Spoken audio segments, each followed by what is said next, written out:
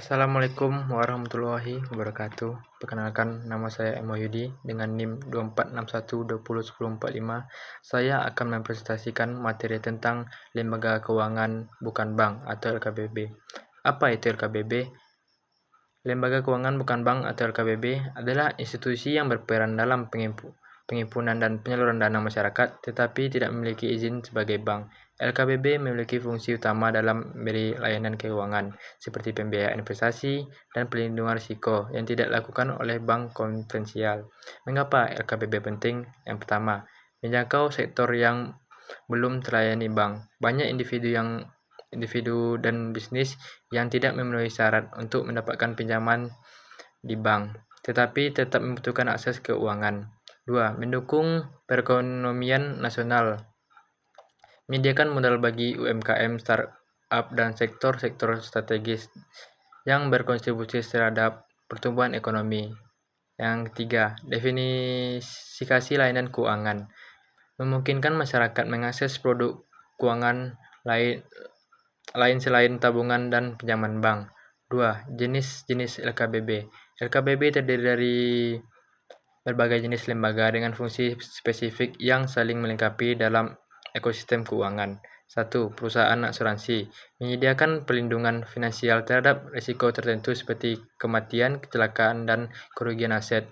Dibagi menjadi beberapa kategori. Pertama, asuransi jiwa. Melindungi finansial ahli waris jika tanggung meninggal dunia. 2. Asuransi kesehatan mengganggu biaya medis dan pengobatan. Ketiganya, asuransi umum melindungi aset seperti kendaraan, properti, dan bisnis dari risiko kerusakan atau kehilangan. 2. Dana pensiun. Lembaga yang mengelola dana pensiun bagi pekerja agar memiliki kesejahteraan finansial di masa tua. Sumber dana berasal dari iuran peserta dan kontribusi perusahaan. Contohnya dana pensiun lembaga keuangan atau DPLK, BPJS Ketenagakerjaan. 3. Perusahaan pembiayaan atau leasing, kredit, dan lain-lain. Menyediakan pembiayaan bagi individu atau bisnis untuk membeli kendaraan, peralatan, atau barang lain tanpa harus membayar penuh di awal. Jenis pembiayaannya leasing, pembiayaan kendaraan atau alat produksi dengan sistem cicilan. Kredit multiguna, pinjaman dengan jaminan seperti sertifikat rumah atau BPKB kendaraan. 4. Perusahaan modal ventura, memberikan pendanaan kepada startup atau usaha kecil yang memiliki potensi pertumbuhan tinggi. Modal ventura berisiko tinggi tetapi menawarkan peluang keuntungan besar jika bisnis berkembang. Berbeda dengan pinjaman bank karena umumnya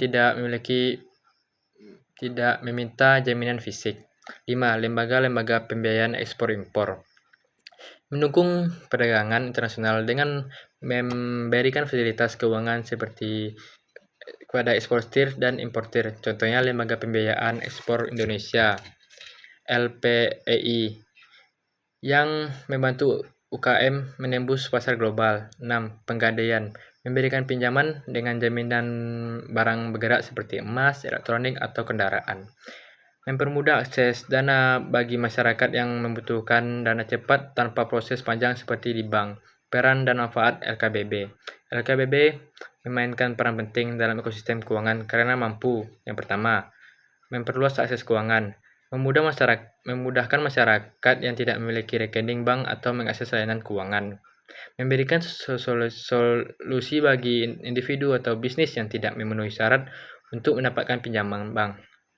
Yang keduanya, mendorong pertumbuhan ekonomi, membantu pembiayaan sektor-sektor produktif seperti UMKM, properti, dan industri kreatif, menyediakan modal bagi startup dan bisnis inovatif melalui modal ventura. Yang ketiga, mengurangi risiko finansial. Produk asuransi membantu individu dan bisnis mengelola risiko keuangan akibat kecelakaan, bencana, atau kehilangan aset. Dana pensiun memastikan pekerja memiliki tabungan jangka panjang untuk masa pensiun. Yang keempat, meningkatkan likuiditas di masyarakat. Dengan adanya penggadaian dan perusahaan pembiayaan, masyarakat bisa mendapatkan dana tunai lebih cepat dibandingkan dengan prosedur bank yang lebih ketat. Yang pertama, pengeluasan. Yang keempat, Regulasi dan pengawasan.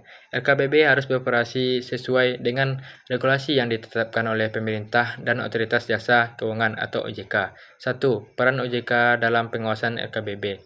Mengeluarkan izin operasional bagi lembaga keuangan non-bank, mengawasi tata kelola dan transparansi keuangan untuk melindungi konsumen, mencegah praktik-praktik ilegal seperti investasi bodong atau penyalahgunaan dana. 2. Regulasi yang mengatur LKBB. Undang-Undang Nomor 21 Tahun 2011 tentang OJK mengatur peran dan fungsi OJK dalam mengawasi LKBB.